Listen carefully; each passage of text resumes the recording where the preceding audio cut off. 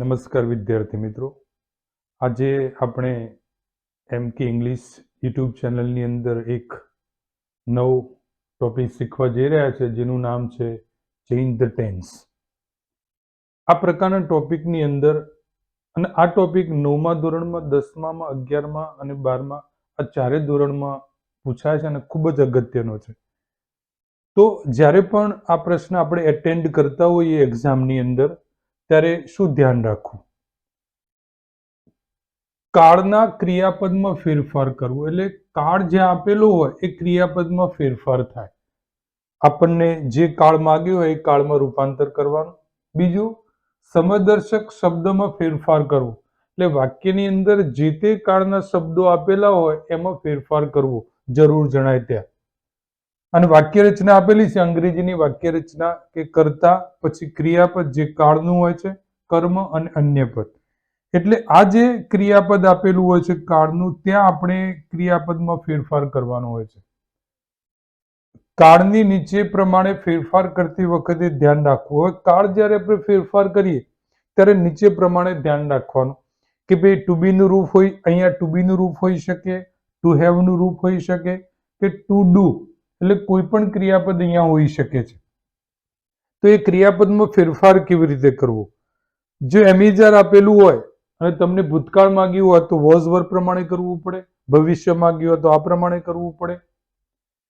જે પરીક્ષાની અંદર જે ક્રિયાપદ આપેલું હોય એના સિવાયના બેમાં ફેરફાર કરવાનો થાય, જે માગેલું હોય તે. જો ટુ હેવ નું કોઈ ક્રિયાપદ આપેલું હોય, હેવ હેઝ, અને ભૂતકાળ કરવાનું કહે તો હેડ કરવું પડે, ભવિષ્ય કહે તો શેલ વિલ હેવ કરવું પડે. હેડ આપેલું હોય તો વર્તમાન કારક તો આ પ્રમાણે, ભવિષ્ય કહે તો આ પ્રમાણે. અને ટુ ડુ એટલે મતલબ કે કોઈ પણ ક્રિયા આપેલી હોય, વર્તમાન કાળમાં V1 કે V5 આપેલી હોય તો ભૂતકાળ કરવાનું થાય, ભૂતકાળ આપેલું હોય અને તમને ભવિષ્યમાં કરવાનું કહે તો આ પ્રમાણે. એટલે કોઈ પણ પ્રમાણે ફેરફાર કરવાનું કહી શકે છે.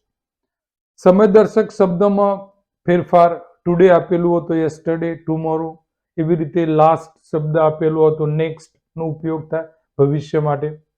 અહીંયા પેરેગ્રાફ આપેલો છે, તો જ્યારે પેરેગ્રાફ એટેન્ડ કરતા હોઈએ એટલે અહીંયા મુખ્ય વિષય છે ટેન્સ. અને ટેન્સ ક્યાં આવે તો કરતા પછી.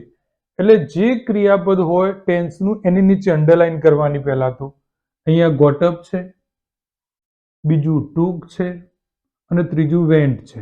એટલે આ 3 વાક્યો છે, એમાં 3 ક્રિયાપદ જોઈ લીધા.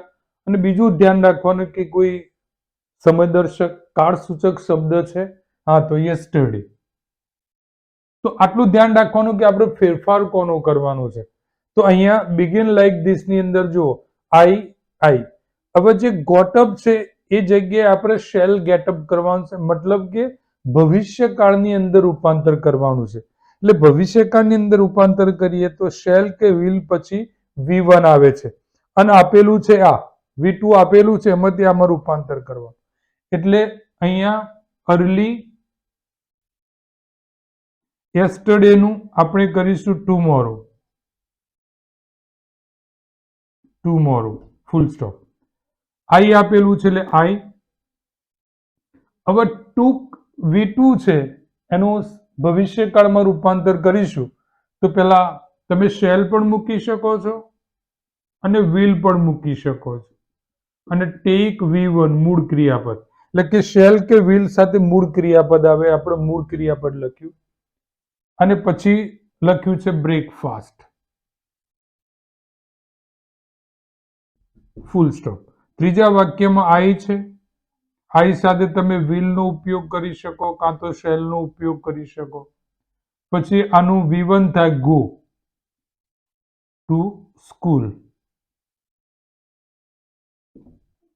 તો આવી રીતે આપણે પેરેગ્રાફમાં જે અંડરલાઈન કરી છે એ પ્રમાણે ફેરફાર કરવાની ખબર પડે, જેથી કરીને આપણે એક પણ ભૂલ ન થઈ શકે.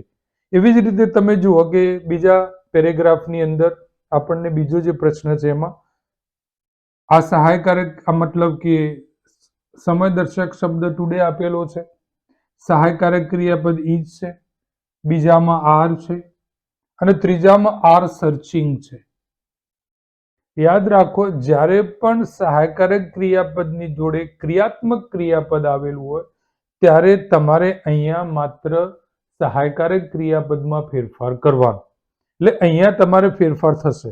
હવે તમે જુઓ કે અહીંયા આપેલું છે ટુડેનું યસ્ટરડે, મતલબ કે પેરેગ્રાફ ભૂતકાળમાં ફેરવવાનો છે.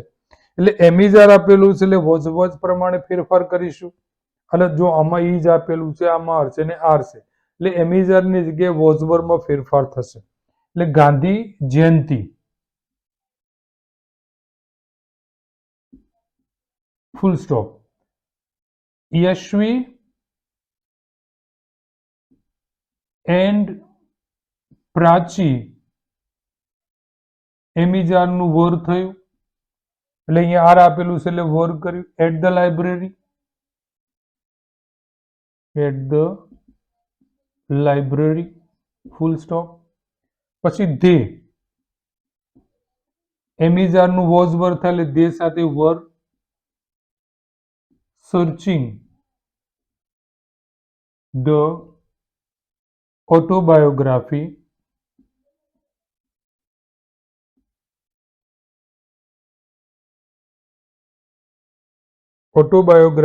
ઓફ મહાત્મા ગાંધી. મહાત્મા ગાંધી.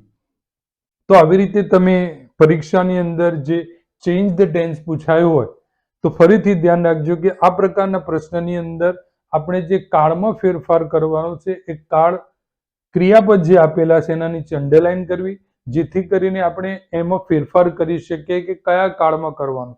અહીંયા આ ફોર્મ્યુલા ધ્યાન રાખવાનું કે એમિઝારનું ભૂતકાળ વોઝ વર થાય છે, વોઝ વર આપેલું હતું, શેલ બી, ત્રણેય કાળના ક્રિયાપદો આપેલા છે એ પ્રમાણે તમે ફેરફાર કરી શકો છો. હવે આ પ્રશ્ન બિલકુલ સહેલો થઈ ગયો. તમે તમારા પુસ્તકમાંથી આવા પ્રકારના જે પ્રશ્નો હોય એનું એક લિસ્ટ તૈયાર કરો, એની પ્રેક્ટિસ કરો, જેથી કરીને આવનારી પરીક્ષામાં તમે એ ખૂબ જ સહેલાથી લખી શકો. હવે પછી આપણે ચેનલની અંદર એક નવા ટોપિક સાથે મળીશું. Till then, good bye.